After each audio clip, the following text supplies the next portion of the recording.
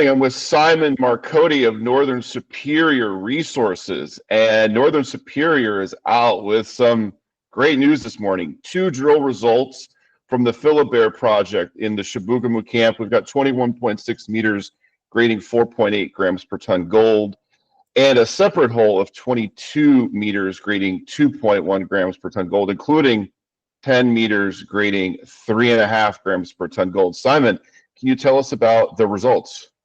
Well, absolutely, and thanks for having me on. Always a pleasure to see you. Yeah, thanks for mentioning that out of the get-go. Those are probably the best drilling results we've seen at Philibert, at least for a very long time. But I think it's important to put things back into context a little bit, right?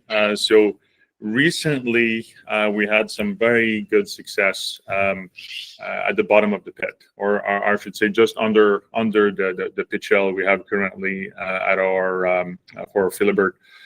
So just under the pit recently, we came out with 31 meters at 1.9 gram. Then under the pit as well, we also released another 19 meters at 2 grams. And the question was, does that open the door for an underground mineralization, an underground resource, or will we be able to, get the pit wider, so deeper, to integrate that juicy stuff as part of the pit?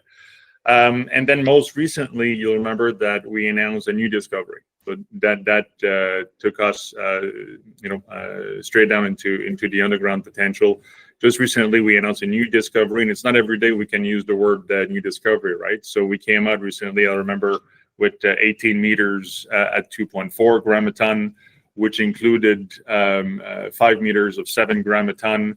And we also had this big 50-meter mineralization. So that clearly opened the door recently with this new discovery to an underground potential. So clearly have an underground mineralization, and feeling confident this can turn into an underground resource. But now, with today's press release, now we are expanding this new discovery quite a bit. So now we're coming out, as you mentioned, with 21 meters of about 4.8 gram a ton, which includes 7 meters of almost 12 grams a ton. And we also have a different hole with 22 meters at 2 grams a ton, which includes 10 meters at 3.5 gram a ton. So, that's very nice to see. But I will also mention, it's not completely unusual for the area to find a high-grade underground resource like this, right? As you know, IAMGOLD has the Monster Lake deposit, which has just about 500,000 ounces at 14 grams a ton. And National Bank, when they did their note about the camp as part of the IAMGOLD research, they mentioned that this Monster Lake high grade was, quote unquote, a sweetener for the camp, just like Kinross has at its Fort Knox mine complex in Alaska. But if you're going to find a high-grade underground resource, the most valuable place to find one is under an open pit, right? Because if you find a high-grade resource without the open pit on top, obviously you need as part of the capex, you need to sink a shaft, right? Which is quite expensive. But if you find it under an open pit, then you mine the open pit in order to get close to the high grade at depth. So you're making money by mining the open pit while you're going after the high grade. So, I mean, don't get me wrong, a junior company still has to finance the capex to do its open pit like this, but if you look at the value of this thing, so if you're a super major, right, with unlimited capital, which is kind of the world we live in right now, the current gold price, so super majors are looking at these types of scenarios, and they go, wait, this is a high grade underground mineralization, which I can access via an open pit where I also make money. So instead of paying capex to sink the shaft, kind of negative capex if you want, right? To access the high grade at depth, and that reminds me a little bit of Detour, right? Agnico bought Detour for its open pit, and then they were very enthusiastic when they announced a PEA last year for the underground portion of Detour. So very nice development for Philibert, because now not only, I still believe that Philibert can be the key to the camp. It can potentially act as a starter pit with its open pit, but then it now transforms itself potentially as a much longer mine life and much higher grade deposit. So very excited by the results from this morning. Yeah, the 7 meters of 12 grams there at Philibert is definitely something new. To see that kind of high grade there at depth, definitely very interesting, and opens up a whole new zone for this project. And obviously you're going to be following up on that. So let's take a step back and talk about the camp in general. The Chibougamau camp was previously known for copper, and now it's going through a whole new evolution. It's becoming a gold camp, and obviously you're one of the leaders in driving that and the consolidation of the Chibougamau Gold Camp. Can you just tell us about the camp more generally and give us like an update? Absolutely. So you're right. In the Chibougamau area, we should say that there was historically more copper, but the new Chibougamau Gold Camp is not exactly the same place, right? It's more southwest of Chibougamau. And already between IAMGOLD and Northern Superior, there's already 12.4 million ounces of different type of resources that have been defined already. That's going to get a lot larger. And what's good for IAMGOLD is good for us, right? Because the better they're doing with Côté Lake, the more they will move into the camp for their next stage of growth. But the Chibougamau Gold Camp, to me, is the next camp to take off. I've said that before. There's 3 camps that took off in recent years and where people made money even in a very difficult market, right? I mean, you had the camps in Yukon, so you had West and Central Yukon that did very well. Well, until the unfortunate events of Victoria, unfortunately, but it doesn't take anything away from the fact that when you have a camp that takes off, it helps every company in the camp. You also have the camp of Guyana and the camp of Finland that have been doing very well. Well, Chibougamau is the next camp to take off, and it's right in our backyard here. And in order for these camps to take off, you kind of need a driving force, right, to drive this.